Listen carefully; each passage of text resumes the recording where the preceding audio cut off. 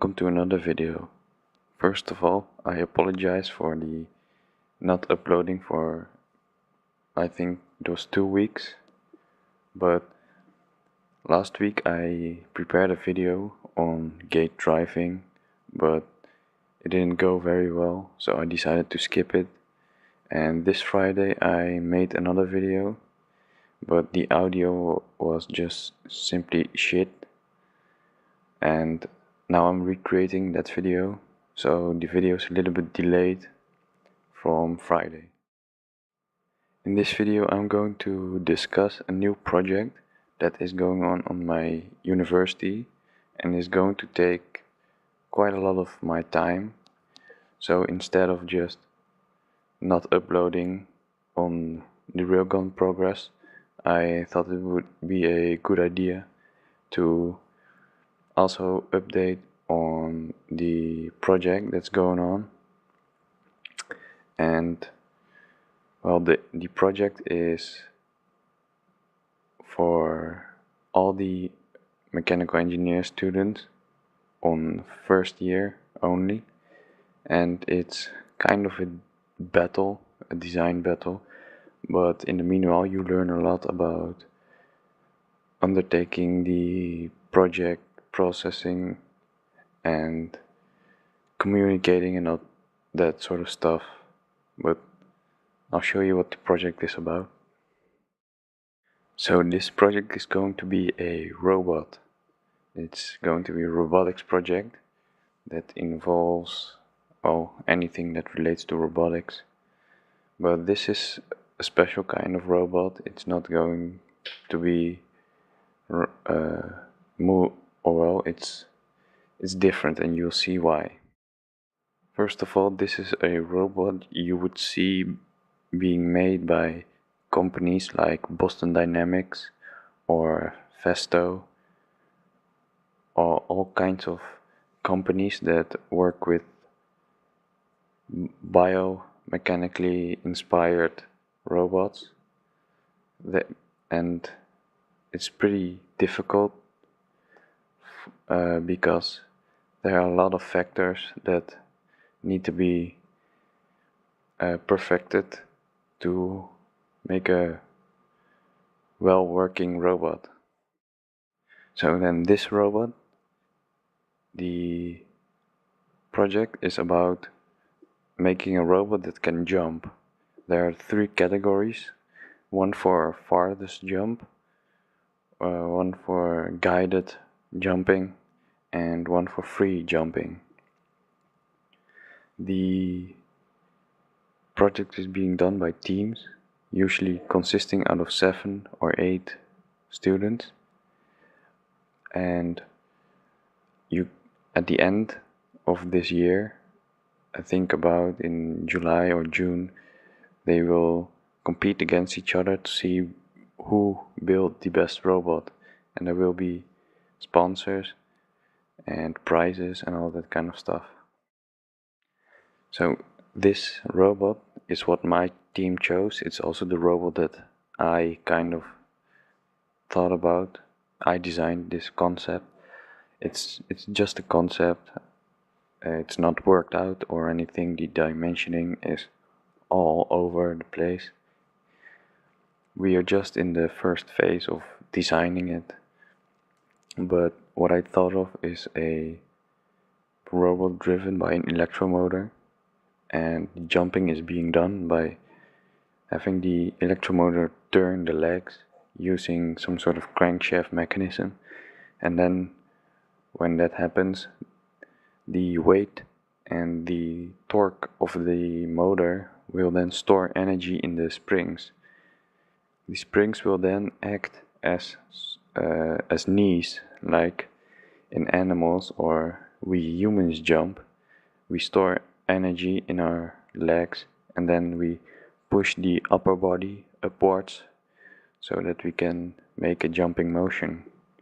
And this is exactly how I think my robot will work, but there are a lot of factors that need to be stabilized and factored or perfected before it can work pretty well. as far as I have seen, is that people tend to go the easy way, like launching your robot, or well, it's not a robot, it's basically just something you wouldn't spend time on making. But I hope, well, I think that my robot will be the most advanced on the entire field, because it's going to be my knowledge of electronics engineering is going to be very well displayed in this project. Also, when the robot is moving and jumping upwards, there will be servo motors that will pull or push the leg forward, and therefore moving the robot also forward. So as it's in the air, when the springs, the sensors that will be in this robot will measure the change in distance, and it will conclude that the robot is in fact in the air and put the servos forward. But the main challenge is then coming down and standing still without falling over. So that's going to be pretty interesting. For now, we have to do is calculate the synchronization of the motor and the springs, because the amount of energy that is stored in the springs will release at a certain speed, and the motors will rotate at a certain speed, and they must not be out of phase, or else it will go very wrong. So we need to find a way to make that work. Now, this is probably the thing you are here for, the railgun. So far I have done basically nothing with the rails and the projectile, but I've tried to make a model, and this is just very simple. But what is not so simple is the projectile. As you can see, it is very refined to aerodynamics, and it even has a optimal penetration curve around the bullet, and I just have to see how I'm going to manufacture something like that. I was thinking about just using a rotary axis, making the projectile rotate, and then using sandpaper or something to kind of file the tip. But we'll see how that works out. For the rails, this was my plan, just having an indent in the for the projectile. As you can see, the projectile can slide between here, and maybe that'll work, but not sure yet. We have to test all that kind of stuff. So that was kind of the update for this week. It wasn't much because I've been quite busy also with different projects, and also these university lectures and all that kind of stuff.